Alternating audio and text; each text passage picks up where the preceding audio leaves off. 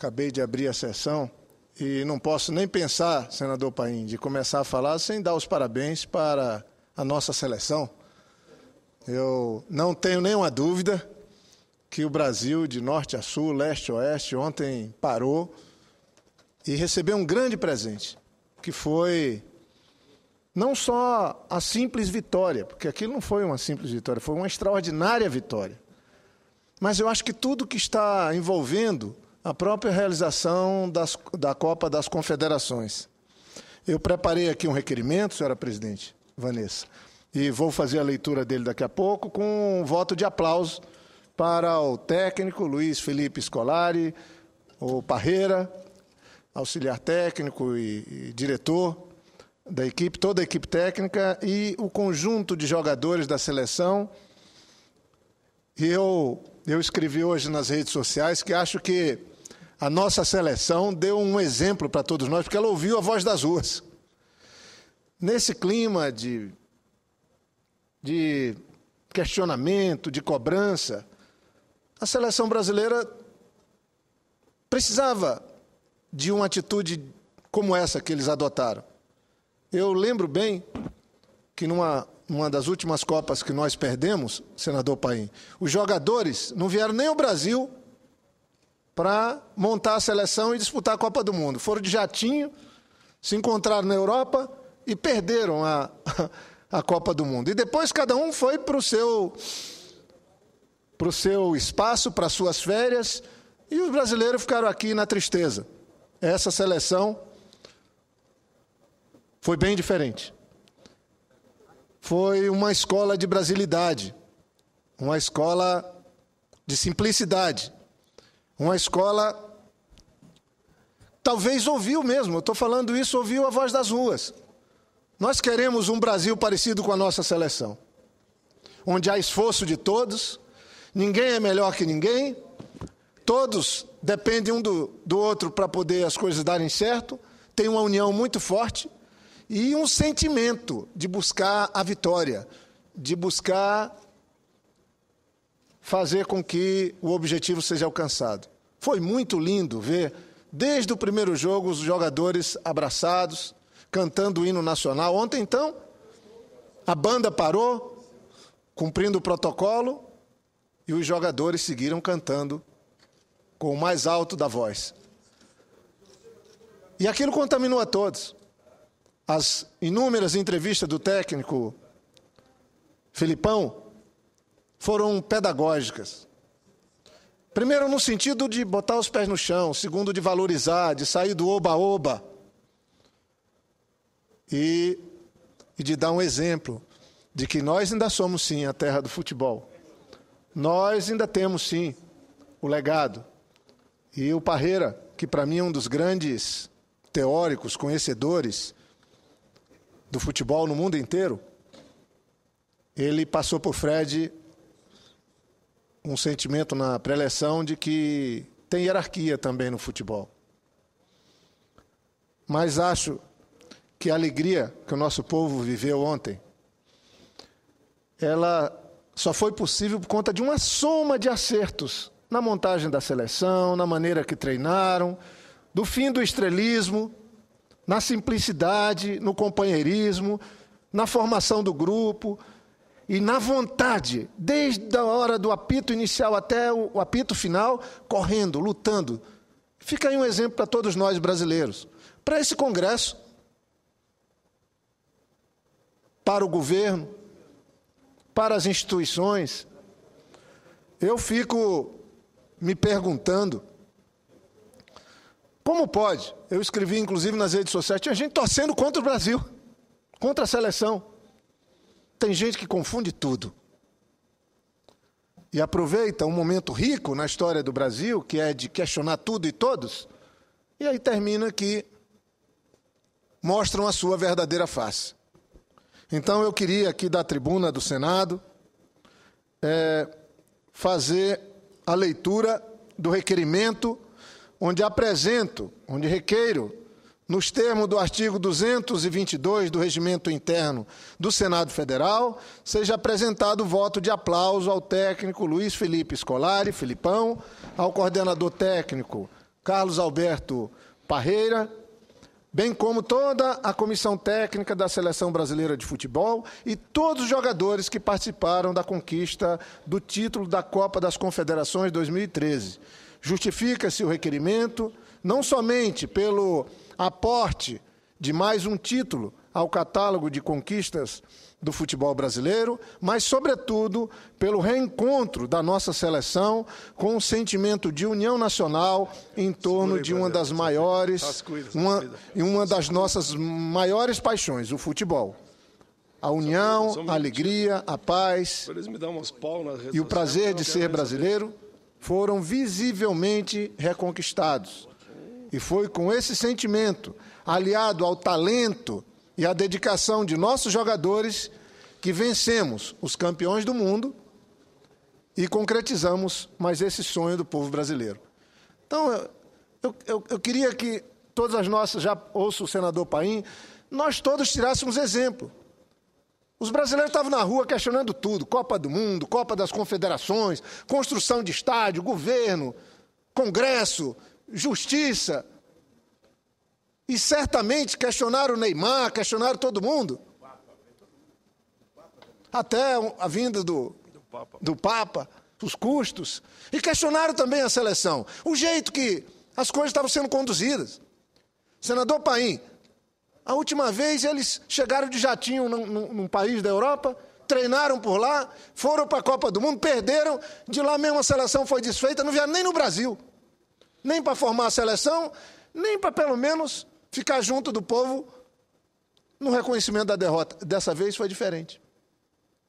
Foi com humildade, foi com união, com muita dedicação, que trouxeram de volta a paixão por essa seleção brasileira. Eu acho que fica esse exemplo da comissão técnica, dos jogadores, para nós aqui. Será que não era hora também de aqui ter o mínimo de entendimento, pensando o Brasil, para que a gente possa mudar a nossa agenda, cumprir um calendário que possa mudar a política e atender esse clamor das ruas? Mas então, de coração, ontem eu fiquei muito alegre.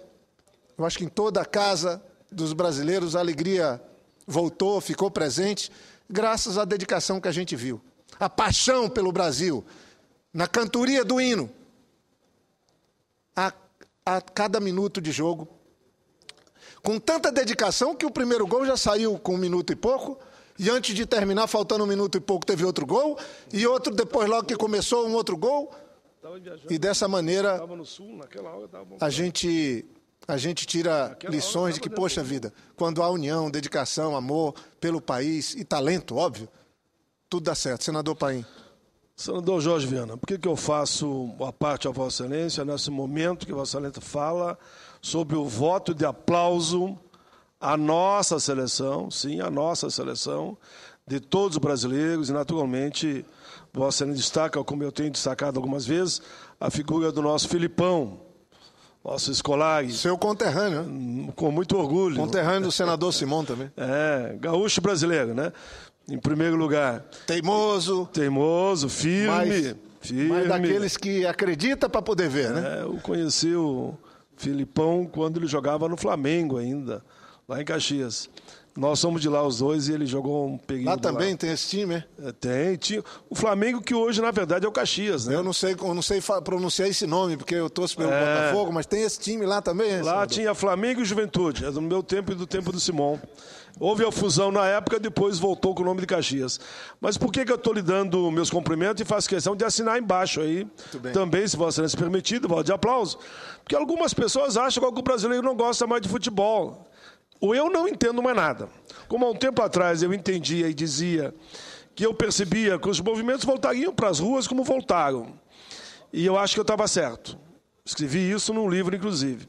Mas eu, nesse momento, quando alguns começam a dizer que o brasileiro não gosta de futebol, é um grande engano no meu entendimento. A maioria, não todos, claro, nem todos gostam de carnaval, mas a maioria do povo brasileiro, a ampla maioria, gosta do futebol. Não gosta não, é apaixonada, né? Apaixonado, torceu pela seleção. As ruas estavam vazias ontem, vazias. Porque eu vinha ontem à noite de Porto Alegre e percebi que tanto aqui como lá em Porto Alegre estava tudo vazio. Estava todo mundo vendo o jogo. O que a população achou que foi exagerado de parte de alguns governadores na construção dos estádios. Isso é outra coisa, tem nada a ver com gostar ou não gostar de futebol e da seleção. Que façam auditoria, que fiscalize, né? Que vão a fundo. Quem usou indevidamente vai ter que responder, seja onde foi. Mas eu entendo que o brasileiro lavou a alma, precisava dessa torrente, dessa corrente de emoção que veio no dia de hoje. Ontem, um jogo belíssimo, belíssimo, e com certeza todos cantaram, dançaram, bailaram e homenagearam a nossa seleção, como o Vossa Excelência está homenageando nesse momento. Um belo jogo, caminhamos para ser campeão do mundo, e vou torcer, sim, para sermos campeão do mundo.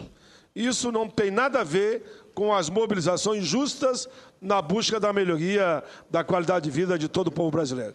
Meus cumprimentos a Vossa Excelência por ter ido à tribuna encaminhar esse voto de aplauso, que eu assino embaixo, se Vossa Excelência me permitir.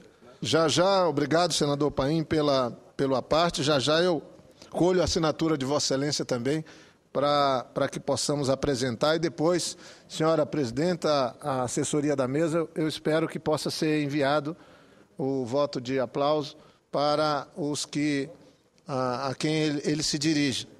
Eu queria então, senhora presidenta, colegas senadores, a todos que nos acompanham pela TV Senado, pela Rádio Senado, me reportar agora aqui, mesmo que de maneira breve, a uma entrevista do jornal Valor Econômico de hoje, dada pelo presidente Lula, que estava na Etiópia, participando de um evento realizado no continente africano, procurando construir uma sinergia para combate à fome, à pobreza no continente africano. O presidente Lula deu uma entrevista para o jornal Valor Econômico, falando da situação que o Brasil vive hoje. Reproduzi parte da entrevista no meu Facebook.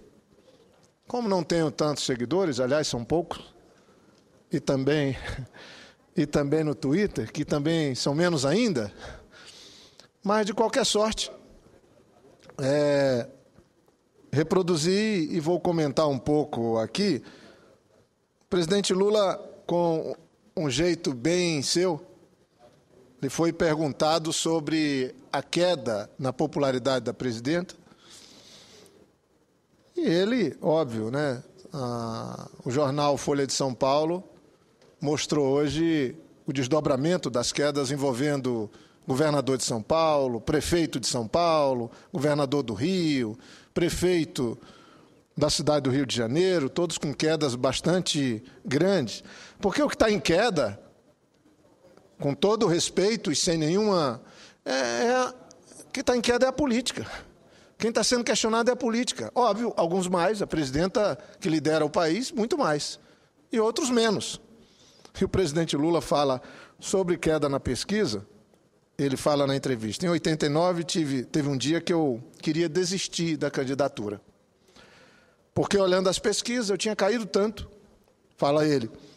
Em junho de 89, ele tinha caído tanto, os números eram tão desfavoráveis, naquela eleição de 1989, que ele queria desistir porque, segundo ele estava com medo de ficar devendo para o Ibope alguns percentuais que ele não alcançava.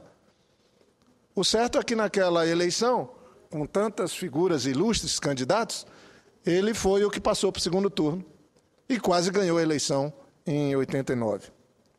O presidente Lula também fala, com muita propriedade, que todos nós devemos levar em conta essa revolução tecnológica de comunicação que o Brasil vive, que o mundo vive. Tinham 2 milhões, aliás, 1 milhão de pessoas nas ruas do Egito, só em 2 cidades, Alexandria e Cairo, querendo a saída do presidente. Fora as outras manifestações, todas elas convocadas de alguma maneira por redes sociais. O presidente Lula fala que ninguém espera mais o Jornal da Noite ou o Jornal do dia seguinte para tomar conhecimento das notícias, do que está acontecendo. Pessoas não estão mais lendo notícias. Fala ele, as pessoas estão fazendo notícia. Cada um tem o seu veículo, cada um cria uma agenda. E isso é novo no nosso país. E muito interessante, como disse o presidente Lula. Também no valor econômico. Ele fala algo que eu já tinha repetido aqui na tribuna. Parte desse movimento que o Brasil está vivendo, não tenho nenhuma dúvida, é filho, é resultante desse Brasil novo, mudado que nós temos. Um exemplo concreto. 30 milhões de pessoas andavam de avião há 10 anos atrás. Agora são mais de 100 milhões de pessoas que andam de avião. Quem fez essa mudança? Fomos nós, trabalhando, com nossos governos. É um Brasil novo. Só nos últimos 5 anos, segundo o próprio presidente Lula fala, na entrevista no jornal Valor Econômico, nós tínhamos em 2007 48 milhões de passageiros que andavam de avião.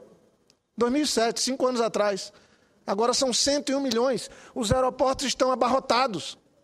Falei da tribuna, os ministros precisam andar em avião de carreira, estar ali presente, para ver a necessidade. As mudanças estão começando a acontecer. E é claro, com toda razão, que o brasileiro questiona a qualidade, questiona o serviço, exige profissionalismo na prestação desse serviço. Mas é um desafio extraordinário. Eu toda semana estou dentro do voo, indo para o Acre, voltando.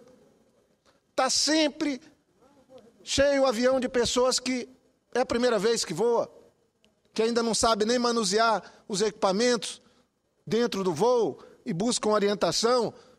São pessoas que estão conquistando um espaço, estão dando os primeiros passos como cidadãos, alcançaram a classe C e querem mais.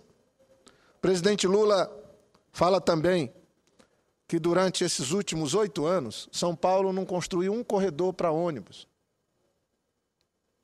O número de passageiros é o mesmo e o número de ônibus é menor. Ele fala também que o metrô, algum tempo atrás, por não ligar quase nada a coisa nenhuma, as pessoas estavam bem acomodadas, eram poucas pessoas. Agora, as pessoas que cabem em 3 vagões estão amontoadas num só, todo mundo em pé. As pessoas são empurradas para dentro do metrô e empurradas para fora dele. Tem um problema gravíssimo de transporte nas cidades. Em Rio Branco, tenho trabalhado junto com o prefeito Marcos Alexandre, que tem tido o apoio do governador Tião Viana. Agora mesmo, participei da assinatura de um projeto do Shopping Popular, que vai organizar o comércio, ou seguir organizando o comércio em Rio Branco. Mas o projeto mais importante do prefeito Marcos Alexandre, que tem o aval, o apoio do governador Tião Viana, é a mudança, é a transformação no sistema de transporte na cidade. E essa transformação eu tinha começado lá atrás. Quando prefeito, em 93, nós implementamos um programa de calçadas, um programa de ciclovias, um programa de construção de parques na cidade, de revitalização das praças, de desprivatização de áreas públicas. E o certo é que Rio Branco hoje é um exemplo na Amazônia, mas também adoeceu dessa febre de todo mundo querendo ter um carro para se locomover por conta da ineficiência do transporte coletivo. E não tem outro resultado esse caminho, a não ser a piora da qualidade de vida nas cidades.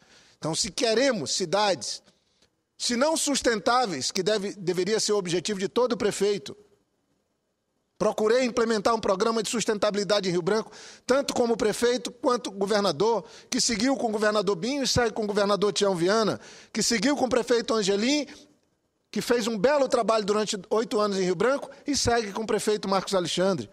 E Rio Branco se transformou. Mas hoje Rio Branco tem um problema gravíssimo. O funcionamento da cidade não funciona. Porque com o crescimento da renda, com a ascensão social e com esse equívoco das políticas nossas de incentivo ao consumo de veículos individuais, a moto, e até todo mundo tem 4 pessoas numa casa, quando tem dinheiro, cada um tem um carro. Isso não leva a um bom lugar, isso leva a uma insustentabilidade nas cidades. As cidades estão insuportáveis. Tem 84% da população brasileira vivendo amontoada nas cidades. E é isso que o presidente Lula fala na entrevista, que as pessoas têm o direito, que é muito importante esse movimento por saúde, por educação e por mudança no funcionamento das cidades.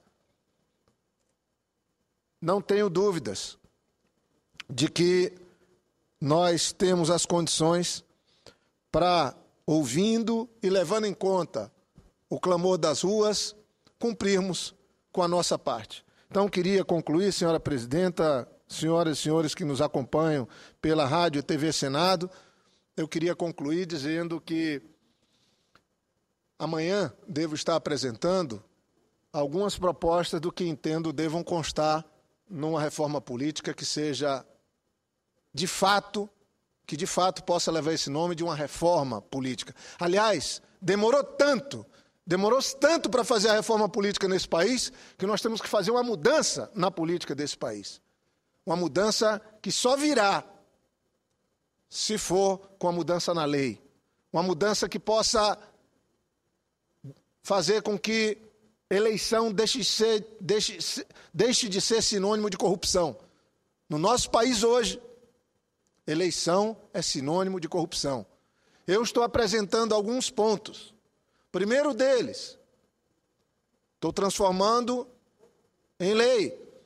Quem sabe, num plebiscito, que lamentavelmente, agora alguns surgem completamente contra o plebiscito, dizendo que é golpe. Li uma revista essa semana, uma coisa absurda. Consultar o povo é golpe. Buscar a opinião da sociedade para que o Congresso possa fazer algo que o Congresso não faz é golpe. Não penso que seja assim. Era hora de unir todos, oposição e situação, e aproveitarmos, fazermos a reforma política com a opinião da oposição, com a opinião da situação. Agora, é claro, quem tem a atribuição de fazer é o Congresso, mas nós não fazemos. Não fizemos. E acho que esse é um debate que precisa ser conduzido com a experiência que essa casa tem. Mas, sinceramente, senador Álvaro, vou ouvir a parte de Vossa Excelência com muita honra, mas, sinceramente, eu vim para cá com esse propósito. Falei na eleição que eu digo, olha, eu vou lutar por reforma política. Não vai sair. Se não tiver uma força de fora para dentro. Agora, se não é esse instrumento, estava-se falando numa Constituinte exclusiva. Não é, tá bom, não é esse instrumento. Mas como nós vamos fazer para que ela possa atender às necessidades do país de hoje? Para que a gente não tenha 30 partidos? Para que a atividade política volte a resgatar o respeito perdido, para que instituições que são a base da democracia, como o Congresso, possa voltar a ser respeitado. Quem sabe Vossa Excelência, que tem mais tempo aqui do que eu, que já foi governo, hoje é oposição, senador Álvaro, possa apontar que caminhos a gente deva ter, e eu agradeço a parte e ouço com atenção. Senador Jorge Viana, eu tenho o maior respeito por Vossa Excelência, e discordo do seu ponto de vista sobre plebiscito e tenho uma convicção consolidada a respeito desse assunto e me manifesto sem nenhum receio de estar equivocado. Eu não sou contra plebiscito, sou contra esse plebiscito, porque este é temerário. Nós não temos tempo para esse plebiscito. Todos nós sabemos que a reforma política só pode vigorar se promulgada um ano antes das eleições. Isso é constitucional, isso é irremovível. Nós já ouvimos do próprio TSE que o plebiscito levaria pelo menos 6 meses. Nós não podemos exigir da população que em 1 ou 2 meses dê respostas que o Congresso não deu há 20 anos. Debatendo reforma política há 20 anos, não concluiu. Não podemos exigir da população uma resposta em menos de 2 meses a questões complexas que não podem ser respondidas com o simples sim ou não. Portanto, é inconveniente o plebiscito agora. O referendo, sim, porque nós poderíamos aprovar uma reforma política pelo Congresso e submeter nas eleições de 2014. Não que essa reforma pudesse vigorar já em 2014, mas ela seria submetida à população através de referendo em 2014, sem custo para o país. O plebiscito agora custaria muito caro, fala-se mais de 500 bilhões, eu não sei avaliar o custo desse plebiscito. Mas ocorre que o resultado final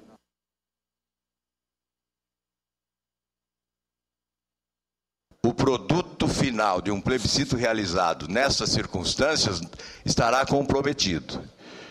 Portanto, nós temos duas alternativas, a meu ver. Fazemos a reforma pelo Congresso e submetemos a referendo popular nas eleições de 2014.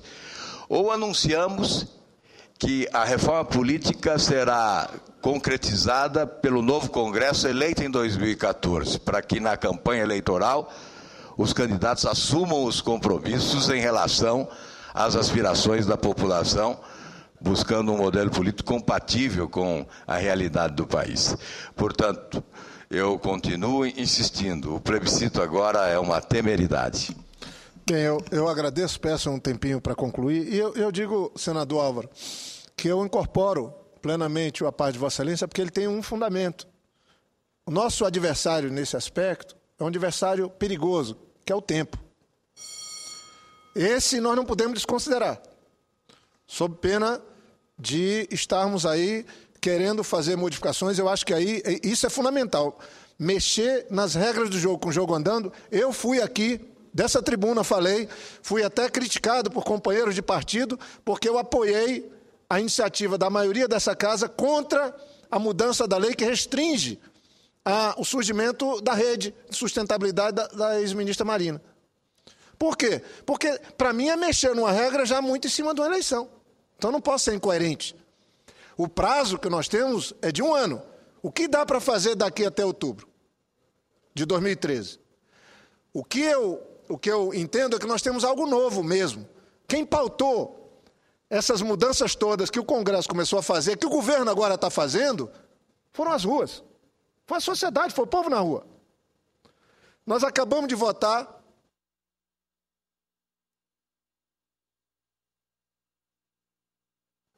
eu, por exemplo, se tiver um compromisso de votarmos alguns temas que de fato possam promover mudanças no sistema político do Brasil, eu toparia fazer até sem plebiscito.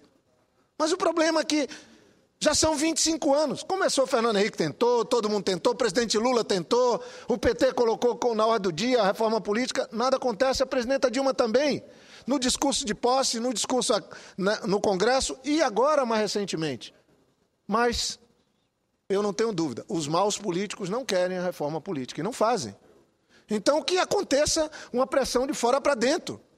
Agora não dá para chamar de consulta popular de golpe. Então eu queria dizer que vou apresentar algumas propostas que eu cito aqui e vou formalizar. A primeira delas, proibição das doações em campanha por pessoa jurídica. Só poderia doar na eleição pessoa física com teto para os candidatos que concorrerem aos cargos. Isso é possível, isso tiraria o poderio econômico das eleições. Vai ganhar, vai disputar quem tem boas ideias e boas propostas. Partidos que têm compromisso, que têm história, ficam. Partidos cartoriais saem. Vou defender uma ideia de que, passado 2014, que seja feito um recadastramento partidário de renovação dos registros partidários e que se exija um mínimo de filiados de pelo menos 0,5% do eleitorado, que dá perto de 500 mil, para se criar um partido, 500 mil assinaturas. Eu quero ver manter um partido, o registro de um partido, tendo 500 mil filiados. Com isso, nós tiraríamos os partidos cartoriais e ficaríamos com os partidos que são no Brasil. Um outro ponto, criar espaço para candidaturas avulsas. Um outro aspecto que pretendo apresentar na reforma política, as iniciativas populares não precisam ter 1 milhão de assinaturas, 1%. Podem ser 0,5%, com o mesmo número de assinaturas para se criar um partido. e quando chegando aqui, elas teriam que ter um caráter de urgência e entrarem como algo prioritário na tramitação das casas por terem origem na população. Então, tem uma série de medidas que nós podemos fazer e que não tenho nenhuma dúvida faria com que a sociedade, o cidadão que tem o seu voto como um instrumento de sua participação na democracia, teria valorização do voto, valorização da política, e a gente poderia começar a resgatar o respeito perdido pelas casas legislativas desse país afora. Não é só aqui no Congresso, nas assembleias, nas câmaras municipais. É importante que se faça. Acho que tem um mérito a presidenta Dilma, além de adotar uma série de medidas ouvindo as ruas, está adotando, estabelecendo um debate, está trazendo o debate sobre a reforma política. E não se enganem, algumas medidas prefeituras e governos podem tomar, e o governo federal, mas tem uma delas, que é fundamental que seja adotada se quisermos ouvir a voz das ruas, que é de mexer na estrutura da legislação do sistema político brasileiro. Então, a reforma política, ela é um dos mais importantes instrumentos para darmos resposta para o clamor das ruas. Muito obrigado, senhora presidenta.